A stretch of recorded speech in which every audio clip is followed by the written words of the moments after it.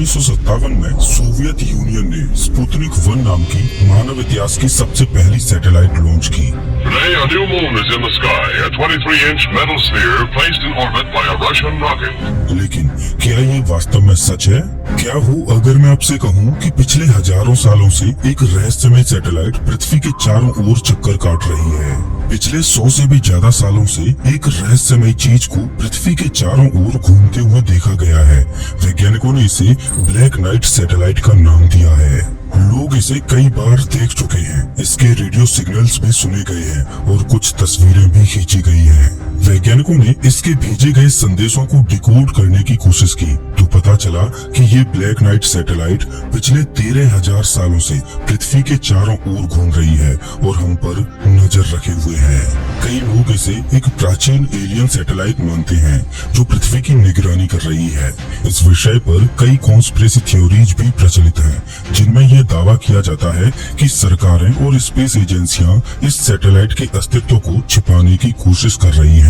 तो आखिर ये ब्लैक नाइट सैटेलाइट क्या बला है और इसका क्या रहस्य है, चलिए जानते हैं। नमस्कार दोस्तों, मैं हूँ श्याम तोमर, स्वागत करता हूँ आपका इस वीडियो में। साल 1899 मशहूर वैज्ञानिक निकोला टेस्ला कोलोराडो स्प्रिंग्स में एक प्रयोग कर रहे थे। उन्होंने एक बड़ा टावर बनाया था जिससे वो बिजली और वायरलेस कम्युनिकेशन पर रिसर्च कर रहे थे। लेकिन एक रात उन्हें एक अजीब सिग्नल मिला।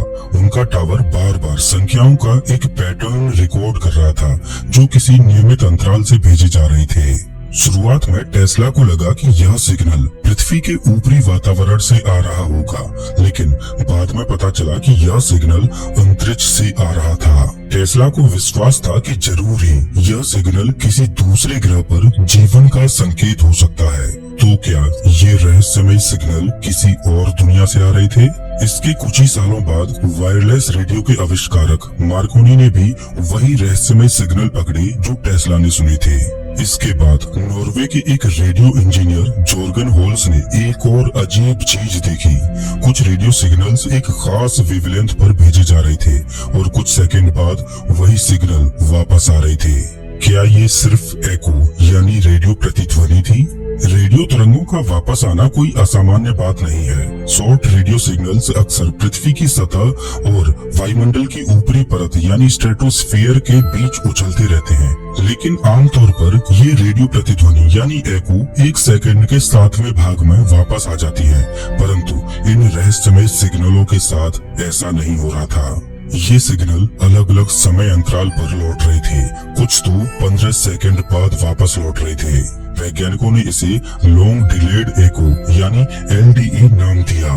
14 मई 1954 को अमेरिका के 2 प्रमुख अखबारों में एक रिपोर्ट छपी जिसने इस सिग्नल के रहस्य को सुलझाने का दावा किया।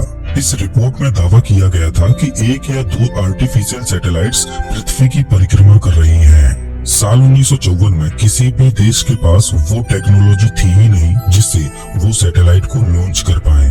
तो भला उस समय पृथ्वी के ऑर्बिट में वो 2 सैटेलाइट्स कहां से आए? दरअसल इस खबर को छपवाने वाले व्यक्ति मेजर डोनाल्ड कीहो थे, जो अमेरिकी मरीन कॉर्प्स के अधिकारी और एक पूर्व नौसैनिक पायलट थे। कीहो ने दावा किया कि न्यू मैक्सिको के व्हाइट सैंड्स में अमेरिकी वैज्ञानिकों ने इस अज्ञात सैटेलाइट को देखा था और वे उन्हें ट्रैक करने की कोशिश कर रहे थे। अमेरिकी रक्षा विभाग यानी पेंटागन इस जानकारी के लीक होने से बहुत नाराज था। इसके कुछ ही हफ्तों बाद नासा ने भी एक अज्ञात वस्तु से आ रहे सिग्नल्स को दर्ज किया। वैज्ञानिकों ने देखा कि यह रहस्यमय चीज नियमित समय पर दिखाई नहीं देती। कुछ रातों को यह ऑब्जेक्ट देखा जाता है, लेकिन बाकी रातों को गायब रहता है। कोई भी यह अनुमान नहीं लगा सकता कि यह कब और कहां देखा जाएगा।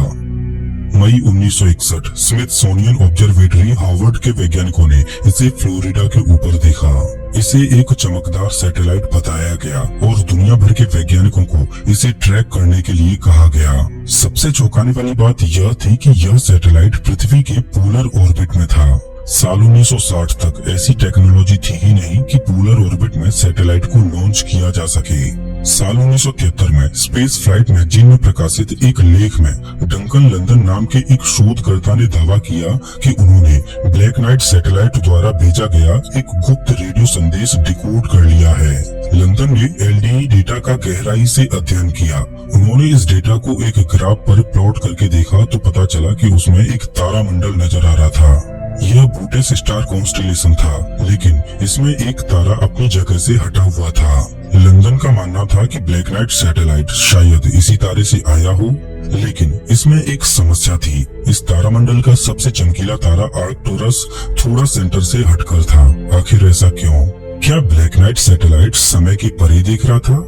हम सभी जानते हैं कि पृथ्वी अपने अक्ष पर घूमती है, लेकिन समय के साथ गुरुत्वाकर्षण के कारण पृथ्वी का अक्ष धीरे धीरे डगमगाने लगता है, जैसे कोई घूमता हुआ लट्टू। इस धीमे परिवर्तन को एक्सियल प्रिसेशन कहा जाता है।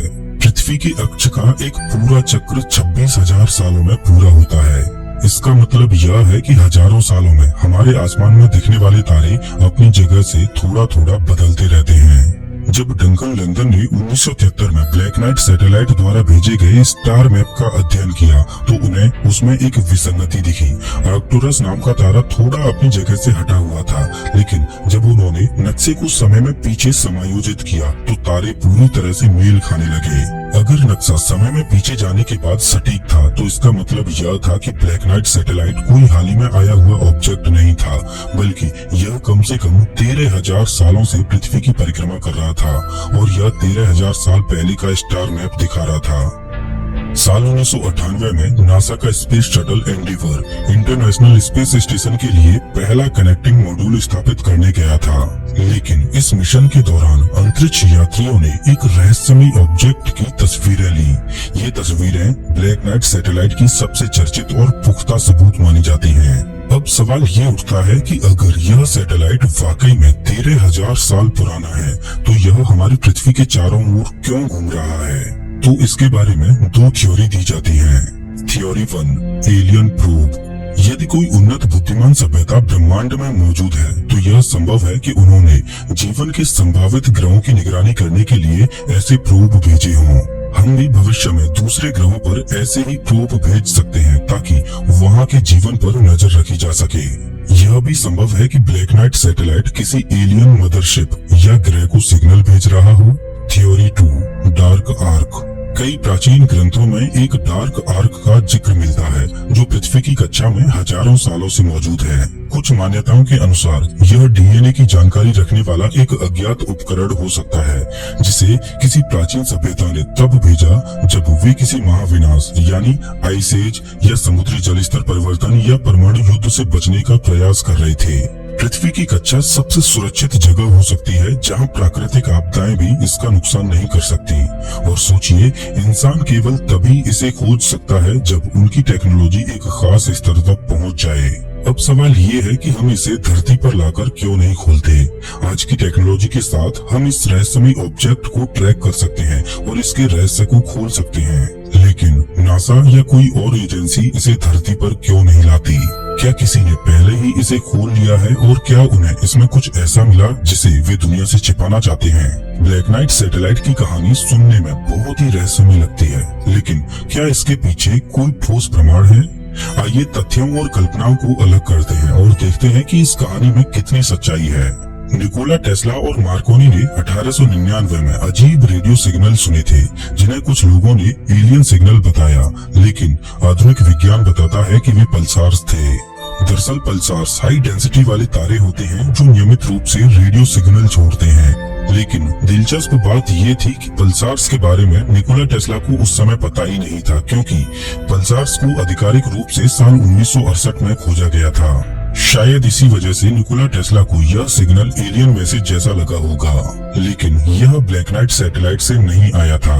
साल 1973 में डंकन लंदन ने दावा किया कि उन्होंने एलटीई सिग्नल को एक स्टार मैप में बदल दिया जो बूटेस तारामंडल की ओर इशारा करता था, लेकिन बाद में उन्होंने अपने दावे को वापस ले लिया और माना कि उनका निष्कर्ष केवल अनुमान था, वैज्ञानिक प्रमाण नहीं। साल 1998 में एंडीवर मिशन के द्वारा ली गई तस्वीरों के बारे में नासा का कहना है कि यह एक थर्मल कवर था जो एक अंतरिक्ष यात्री से गलती से छूटकर तैरने लगा।